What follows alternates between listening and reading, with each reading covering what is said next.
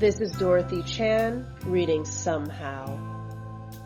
Somehow for Norman. You visit me in a dream after passing, after I've been awaiting you for weeks, because Chinese belief teaches us our loved ones will appear when we're asleep. It's real when I enter the hotel restaurant in the middle of nowhere town I live in, as the Midwest architecture transforms into Kowloon at evening time. We eat bird's nest soup, and I remember the time my father ordered me this 400-year-old delicacy at Hong Kong airport. Out comes the Peking duck, and I ask you, why did it take you so long? You answer, I arrived once you were strong and ready. About this poem. According to Chinese belief, when our loved ones pass away, they will visit us in our dreams. Somehow is for my late, great poetry father, Norman Doobie. I miss him every day.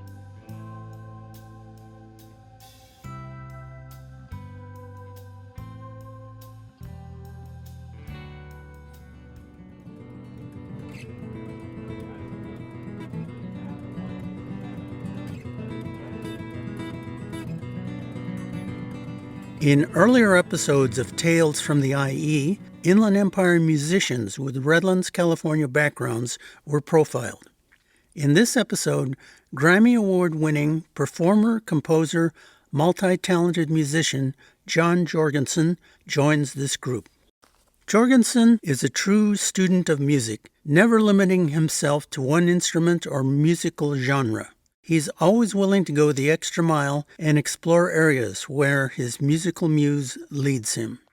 Jorgenson has rarely limited himself to being a member of only one music group at a time, and quite often the ensembles he joins play in widely divergent styles. It all began in Madison, Wisconsin, 1956, when John was born to Lorraine and James Jorgenson. His mother was a piano teacher and his father an orchestra conductor and college music professor. But John Jorgenson was not destined to reside long in the Badger State. He and his family moved west in 1957. That year, his father was offered a position at the University of Redlands as an assistant professor of music. The hire was announced in the local Sun newspaper.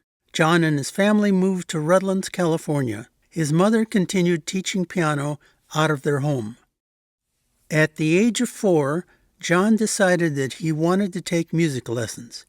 He did this after seeing his mom teaching his older sister and other kids piano. Being naturally competitive, he wanted to learn also. Growing up in a home filled with music, John became fond of composer Sergei Prokofiev's symphonic tale for children, Peter and the Wolf. He liked it so much that at the age of 8, he began learning the clarinet, partially because he liked the sound the instrument made as it portrayed the part of the cat in the story. A very early public performance took place in April 1966, when a 9-year-old John Jorgenson performed at a Bach festival that took place at the University of Redlands campus. By the age of 10, he became interested in learning how to play the guitar when he saw a fellow student playing a ukulele. Like other young musicians of the day, he was also no doubt inspired by the Beatles' February 1964 appearance on The Ed Sullivan Show. Listening to top 40 music on Inland Empire radio stations KMEN and KFXM exposed him to the rock, soul, and pop music of the day.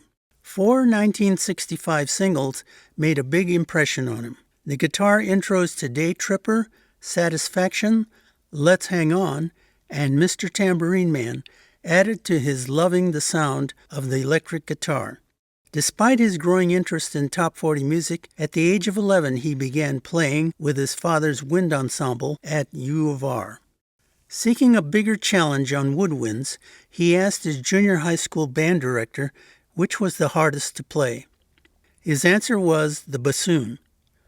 Learning the instrument led to his first paying gig as a musician. He played for a local church's Christmas presentation of the Messiah and earned $25. In an August 2007 interview with the Redlands Daily Facts, he was asked about being a quick learner when it came to instruments. Jorgenson said, "I was interested in everything and would get bored easily. At the time, there wasn't so much information about guitar. There weren't instructional videos or anything. So my way of learning stuff was either off records or to go watch somebody play live. I did that as much as I could." I started to go to concerts at the Swing Auditorium in San Bernardino when I was 12 years old. I'd watch everybody I could, from Jimmy Page to Rick Derringer, Hendrix, and The Doors. Everybody played there. Jorgenson took this June 1972 Led Zeppelin photo at the Swing Auditorium. Jimmy Page is seen using his Gibson EDS 1275 double-neck guitar. In 1995, Jorgenson was performing with the Elton John Band on the same bill as Jimmy Page and Robert Plant. With permission from their guitar technician, he had a chance to try out Jimmy Page's iconic guitar used for live performances of Stairway to Heaven since 1971. Jorgenson's first guitar was a Japanese import. His parents bought it for him as a Christmas gift in 1968 when he was 12 years old. It was a used guitar purchased locally at the House of Note music store in downtown Redlands. Next year, as an early 13th birthday gift, his parents bought him a second guitar because at the time it was easier to find lessons for an acoustic rather than an electric guitar. Jorgenson's third guitar was a Hofner, which was acquired overseas for $120. At the age of 14, he was touring Europe with his father's University of Redlands wind ensemble. Jorgenson's fourth guitar was a Gibson. He bought it on time, paying $27.50 a month until the $275 price tag was paid off. Along with the Hofner, it's an instrument that Jorgenson still owns and plays today. The Gibson survived the 2010 Nashville flood that devastated the storage facilities where Jorgenson kept the guitar. Extensive repairs were necessary, but it is playable today. During Jorgenson's senior year at Redlands High School, this photo and article appeared in an October 1973 issue of the school's Hibachi newspaper. He was a member of Inland Empire group Rockin' Pneumonia. In the photo, he can be seen with his 1961 Gibson Les Paul SG guitar. In the interview, Jorgenson talked about the many groups he performed with, explaining, "Besides Rockin' Pneumonia, I play in Loop City, 3 orchestras, and 2 bands," listed John. His latest group, Loop City, is playing at the Family Dog, a nightclub in San Bernardino, for having won the Battle of the Bands.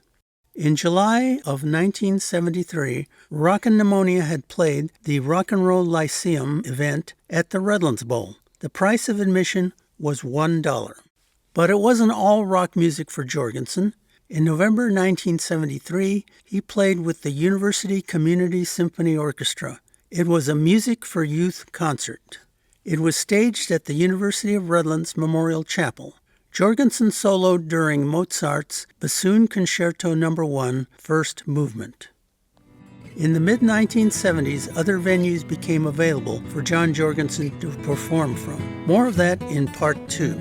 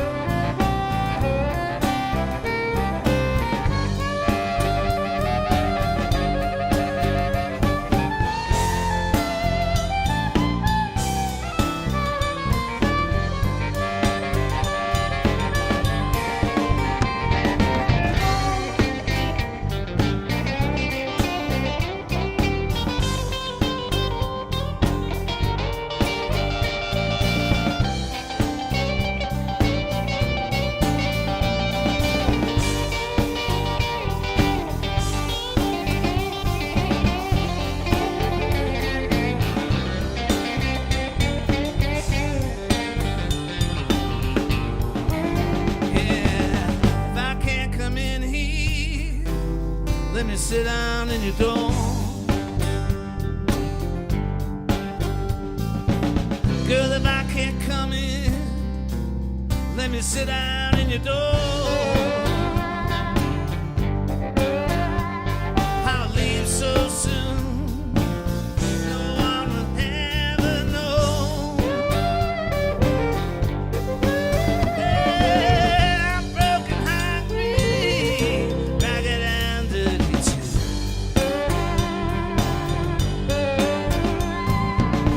I'm broken, hungry, I'm ragged and dirty too.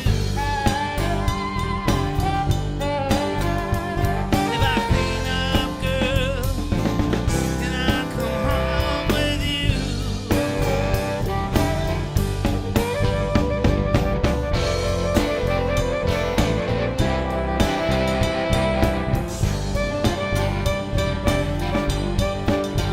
Home with you. Home with you.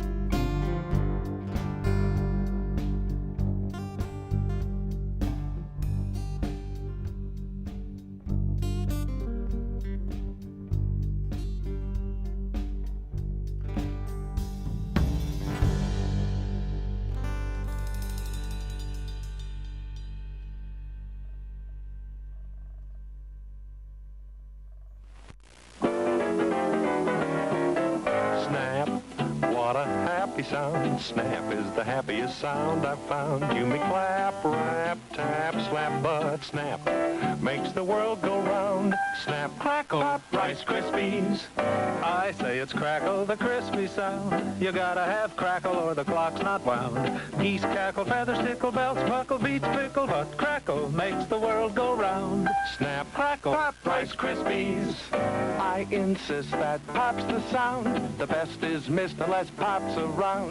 You can't stop hopping when the cereal's popping.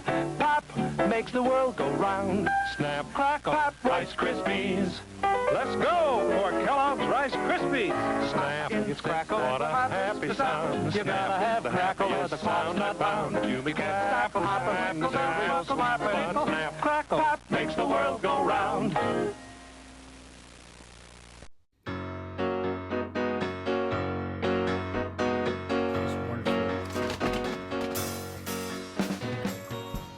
Welcome back to me, my shelf, and I.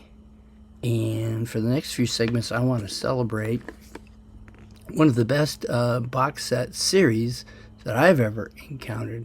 It's JONI Mitchell's Archives series. This is volume 1. It goes from 1963 to 1967, and it's a beautiful design. It kind of looks like a book you have in your bookshelf.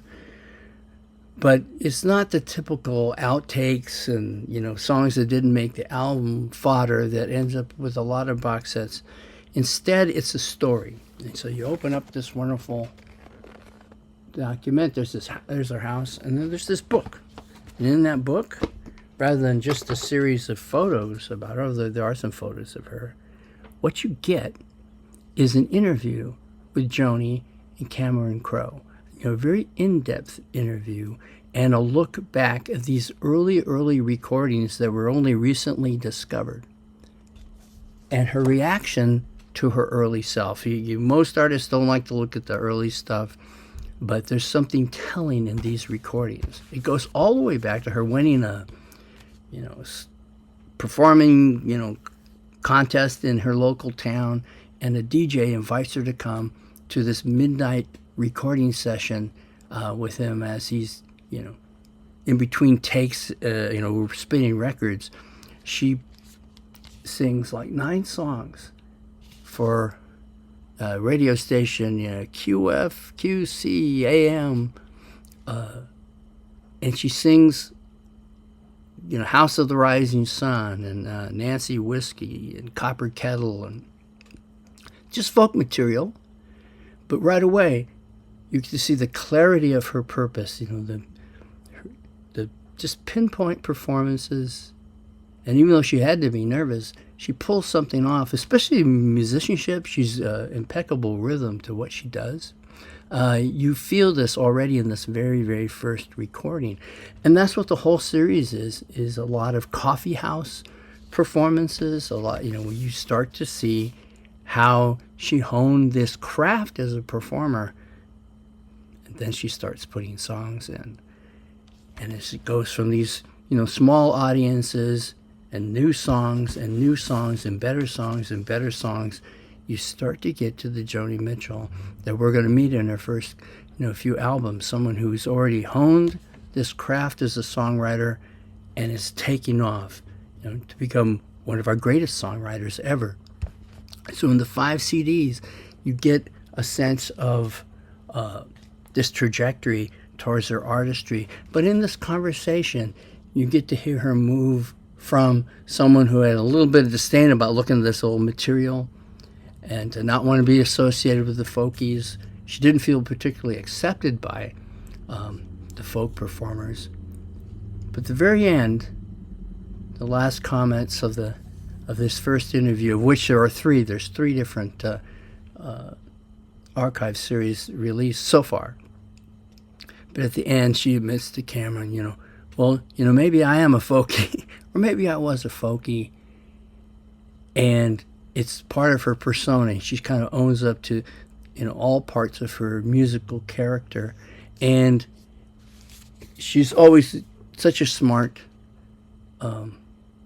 conversationalist, and has always been this master songwriter.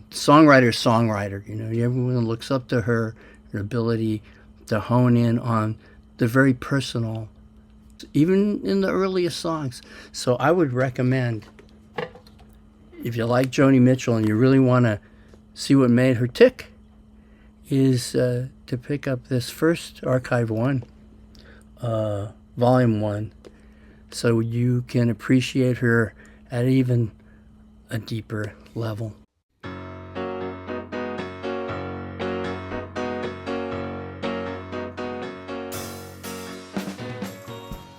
Come along and visit with the Clampett family as they learn the simple pleasures of the hills of Everly. That includes the products of your sponsor of the week, the cereals of Kellogg's, Kellogg's of Battle Creek. K-E-L-L-O, good Kellogg's, best to you.